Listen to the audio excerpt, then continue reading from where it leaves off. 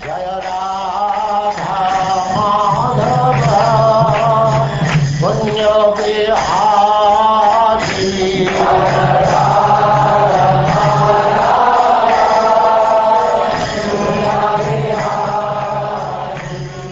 And now chapter 10, Departure of Lord Krishna for Dwarka.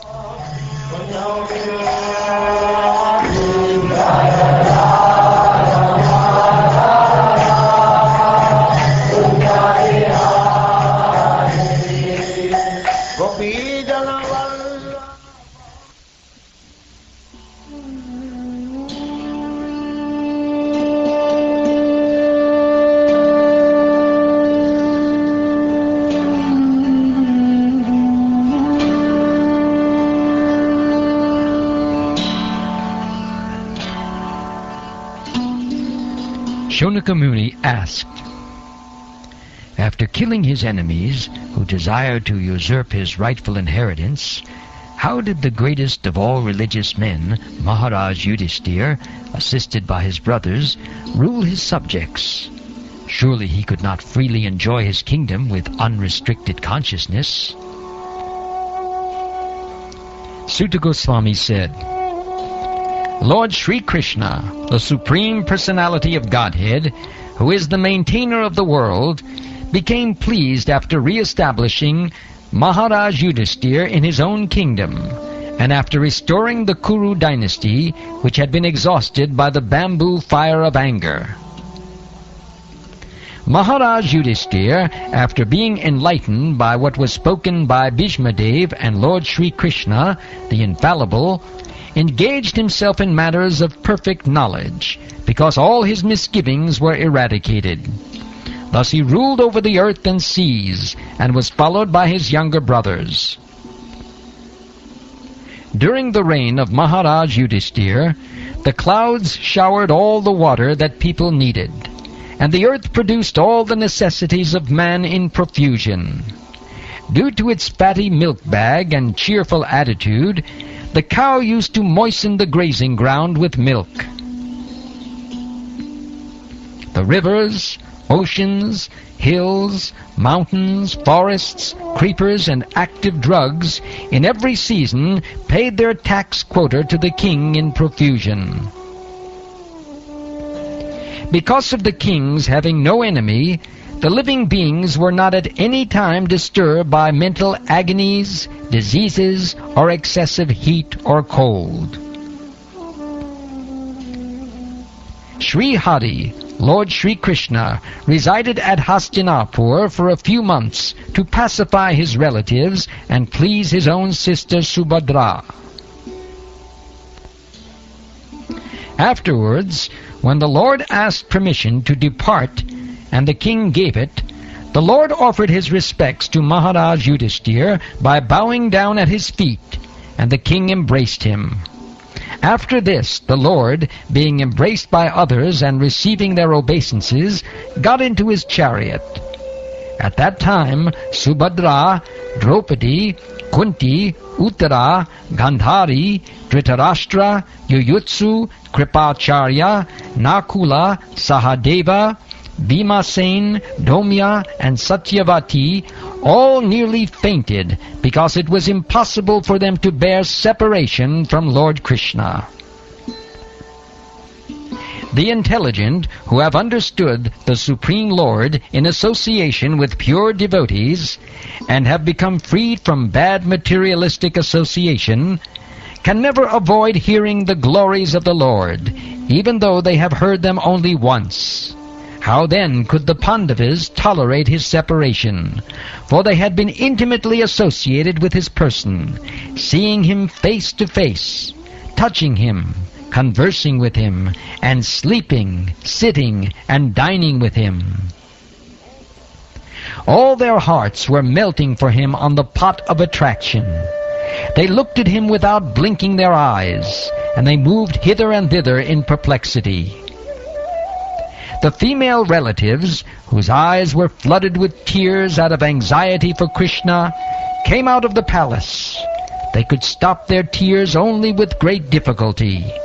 They feared that tears would cause misfortune at the time of departure.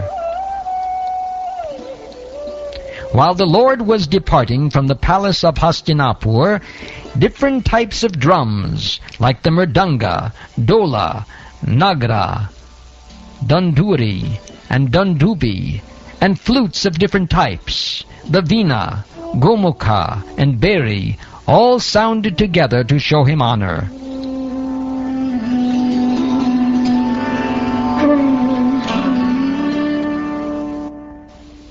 Out of a loving desire to see the Lord, the royal ladies of the Kurus got up on top of the palace, and smiling with affection and shyness, they showered flowers upon the Lord.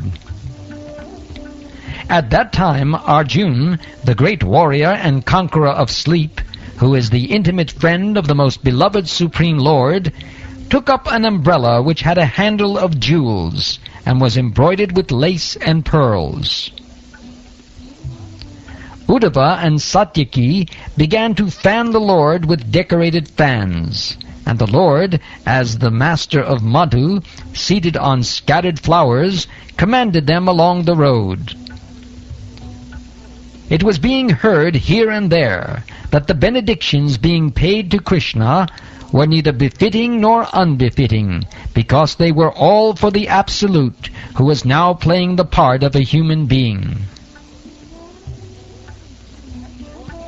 Absorbed in the thought of the transcendental qualities of the Lord, who is sung in select poetry, the ladies on the roofs of all the houses of Hastinapur began to talk of him.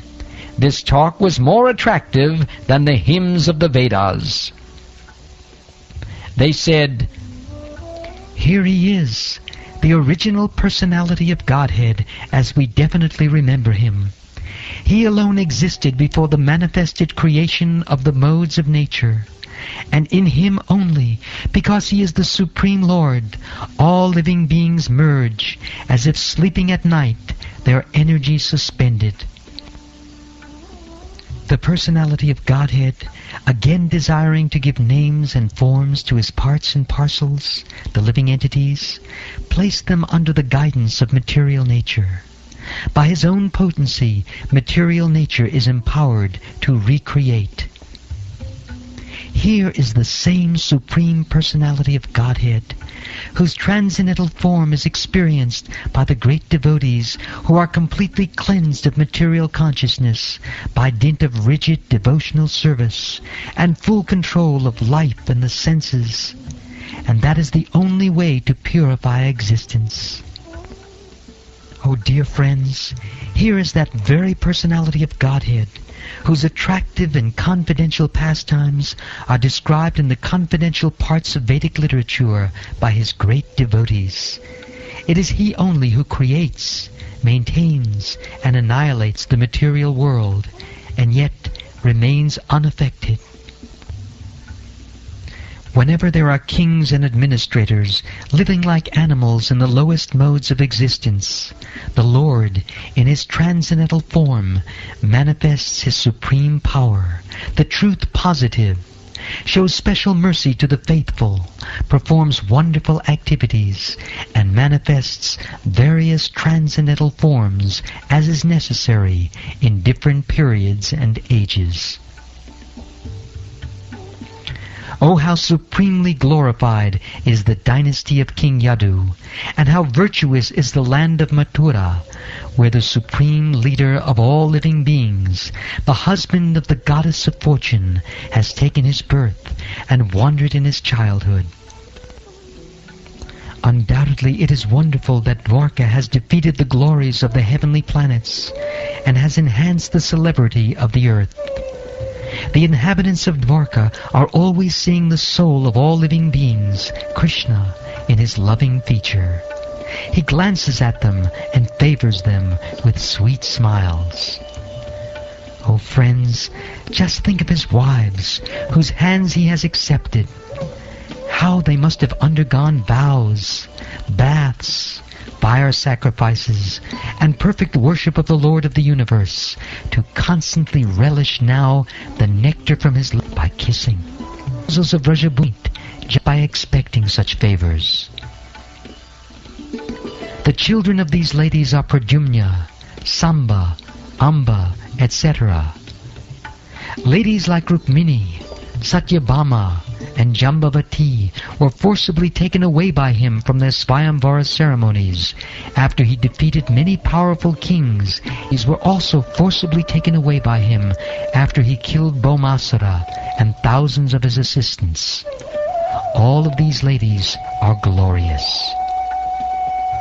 All these women auspiciously glorify their lives despite their being without individuality and without purity. Their husband, the lotus-eyed personality of Godhead, never left them alone at home. He always pleased their hearts by making valuable presentations.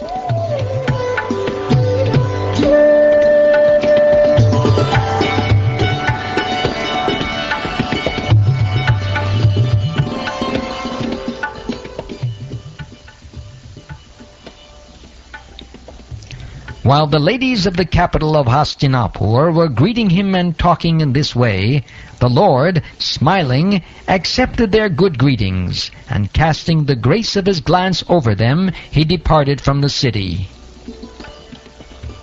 Maharaj Yudhishthir, although no one's enemy, engaged 4 divisions of defense, horse, elephant, chariot, and army, to accompany Lord Krishna, the enemy of the Asuras or demons.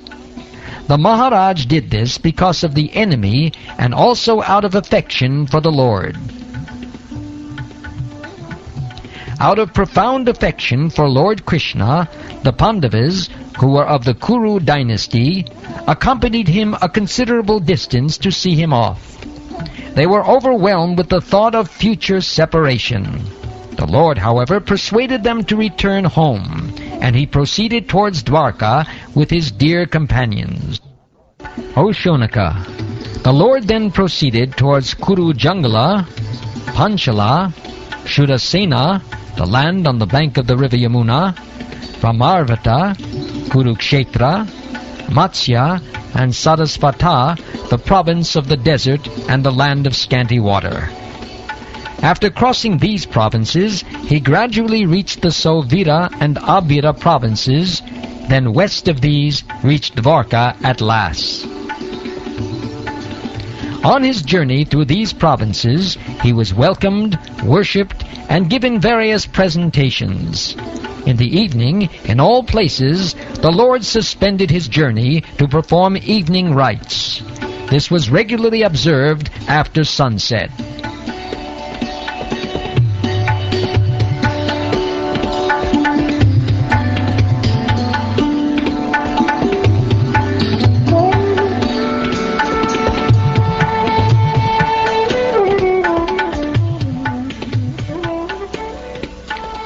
Thus ends the 10th chapter of the first canto of the Srimad Bhagavatam, entitled Departure of Lord Krishna for Dwarka.